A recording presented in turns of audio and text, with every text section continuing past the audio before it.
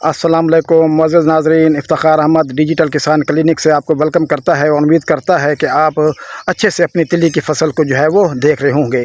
कुछ लोगों की ये शिकायत आ रही हैं कि हमारी तिल्ली की फ़सल जो है वो फूल नहीं उठा रही, कुछ कह रहे हैं कि हमारी तिल्ली की फ़सल जो है वो कद नहीं कर रही, और कुछ ये कह रहे हैं कि हमारी तिल्ली की फ़सल जो है वो फलियों में तब्दील नहीं हो रही। तो नाज़रीन, जिन लोगों की फ़सल जो है वो ग्रोथ नहीं कर रही तो उनके लिए नुस्खा देने लगा हूँ। नुस्खा जो है वो ये है कि आपने अपनी ज़मीन को पानी लगा देना है। अगर वतर नहीं है तो उसके बाद आपने 10 ग्राम जिब्रेलिक एसिड ले लेना है। ये प्लांट ग्रोथ रेगुलेटर है। और उसके साथ आपने 1 किलोग्राम जो है वो NPK 20-20 ये ले लेना है।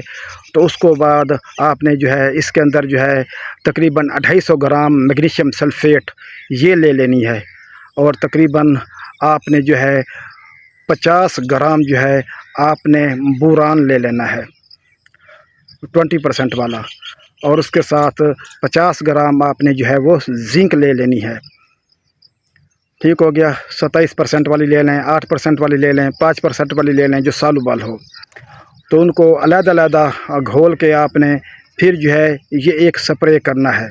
तो इंशाल्लाह आपकी जो तिल्लियों की फ़सल है वो कद भी करेगी और फूल जो है उसमें पे भी बेतहाशा आएंगे और उस पर फलियाँ भी बनेगी। दूसरा रिपीट आपने जो है वो फिर 8 दिन के वक्फे से करना है। लेकिन जब आपने स्प्रे करना है तो आपने इस बात का ख्याल करना है कि टेम्परेचर जो है वो 30 डिग्री सेंटीग्रेड से नीचे हो, 30-32 के दरमियान हो। शाम के वक्त स्प्रे कर लें, सुबह के वक्त स्प्रे कर लें, लेकिन महलूल को आपने अच्छी तरह घोल के बनाना है। तो इंशाल्लाह एक अच्छी नशोनुमा आपकी फ़सल जो है करेगी। नुस्खा जो है आप दोबारा समात फरमा लें। 10 ग्राम आपने ले लेना है जिब्रेलिक एसिड। और उसके बाद आपने 50 ग्राम जो है वो बोरान ले लेना है। 50 ग्राम जो है वो आपने जिंक ले लेनी है और 1 किलोग्राम NPK ले लेना है। और इसी तरह मैग्नीशियम सल्फेट जो है वो आपने 250 से 300 ग्राम ले लेनी है। इनको अलग-अलग घोलना है और अलग-अलग घोल के आपने फिर जो है वो सोल्टर पानी में मिला के आपने स्प्रे करना है। अक्सर लोग जो है वो गलती करते हैं, इसको अच्छी तरह जो है वो घोलते नहीं हैं। NPK जो है आपने तकरीबन आपका 5 लीटर पानी में हल होता है। और बाकी जो छोटे छोटे हैं मैक्रोन्यूट्रिएंट उनको भी आप अच्छी तरह जो है वो घोल लें। घोलने के बाद आप महलूल को चेक करेंगे। चेक करने के बाद देखें उसमें ज़रात तो नहीं तैर रहे, तो फिर आप जो स्प्रे करेंगे। स्प्रे के लिए वतर का होना बहुत ज़रूरी है, क्योंकि जिब्रेलिक एसिड बाद फिर जो है वो स्ट्रेस दे जाता है। और अगर अकेला आप जिब्रेलिक एसिड करेंगे तो फिर भी आपको नशोनुमा हासिल नहीं होगी, फ़सल आपकी स्ट्रेस में चली जाएगी।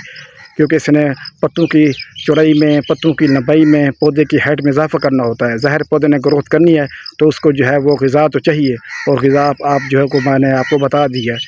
तो इसके साथ फिर आप दूसरा स्प्रे करेंगे। ठीक हो गया। 8 दिन के वक्फे के साथ इंशाअल्लाह बेहतरीन जो है वो पैदावार आपको हासिल होगी और बेहतरीन नशोनुमा होगी।